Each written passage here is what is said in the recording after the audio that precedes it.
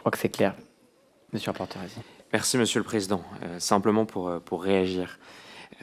Je tiens à préciser que, et je pense que vous vous en doutez, mais j'aurais posé exactement les mêmes questions si vous aviez été un homme. J'aurais posé exactement les mêmes questions à Monsieur Delahousse, par exemple, s'il avait partagé sa vie avec Madame Tondelier. Parce que cette commission d'enquête a aussi pour but d'éclairer d'éventuelles formes de conflits d'intérêts, notamment dans le traitement de l'information. Donc, moi, je ne peux pas accepter les sous-entendus que peut faire le président quand il me reprend et que je vous pose 2 questions uniquement lors de cette audition, qui, je pense, sont parfaitement légitimes et sont des questions que se posent aussi des millions de Français. Et je vous remercie sincèrement d'y avoir répondu avec clarté. Donc maintenant, je vous propose d'ouvrir un autre chapitre de cette audition, qui est un chapitre qui est important pour nous, puisqu'il concerne les contrats passés entre l'audiovisuel public et les sociétés de production.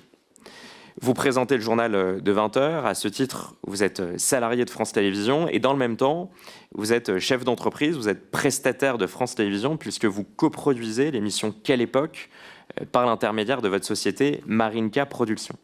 Vous faites donc ainsi partie des derniers animateurs producteurs de l'audiovisuel public qui, et vous allez probablement nous éclairer sur le sujet, je n'ai pas toutes les informations, mais peut-être que vous percevez une double rémunération à ce titre, au titre de salarié de France Télévisions et aussi au titre d'animatrice et productrice pour le compte d'une société privée qui a une délégation d'une mission accordée par France Télévisions. Dans le rapport de 2016 de la Cour des comptes, eh bien, la Cour des comptes alertait explicitement sur cette pratique. Je le cite, page 63.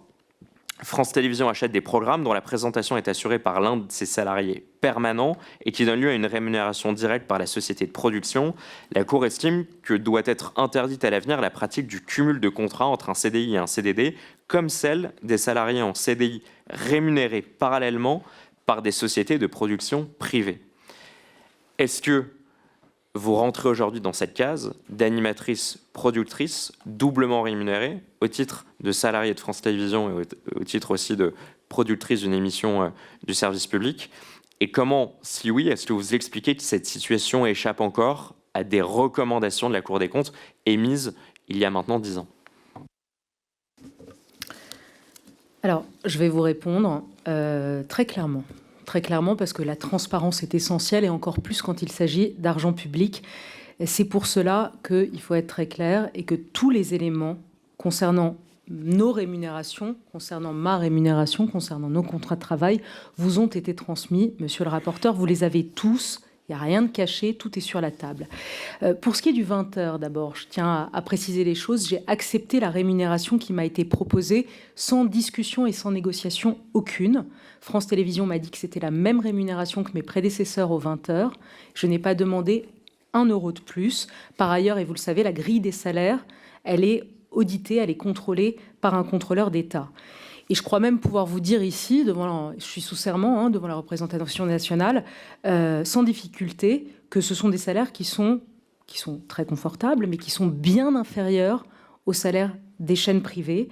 J'ai par ailleurs moi-même reçu des offres de chaînes privées, de télé et de radio ces dernières années, qui étaient beaucoup plus lucratives que ce que je gagne sur le service public, mais j'ai jamais été guidée par l'appât du gain, et j'ai toujours fait le choix du service public par conviction. Maintenant, je ne me plains de rien, je ne me plains absolument pas de ma situation, mais juste que ce soit bien clair, pour ce qui est de mon salaire, c'est la même chose, je n'ai pas négocié, pas discuté, pas demandé 1 centime de plus. Et pour ce qui est du montant, vous ne me le demandez pas, mais c'est très clair, la direction de France Télé, et ce sera une règle qui va s'appliquer à tout le monde, à tous ceux que vous auditionnerez, estime que ces informations sont confidentielles et nous a demandé de ne pas les adresser publiquement. Je me conforme à cette consigne, mais vous avez tout. Pour ce qui est maintenant mon statut à France Télévisions, puisque vous avez parlé de la coproduction. Donc, je présente le 20 heures, on est d'accord, et là, je suis salariée.